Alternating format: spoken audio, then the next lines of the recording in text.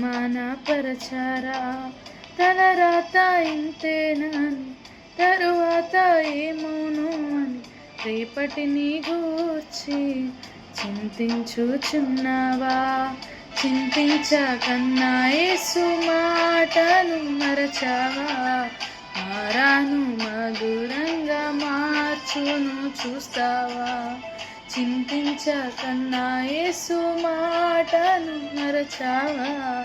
మారాను మధురంగా మార్చును చూస్తావా?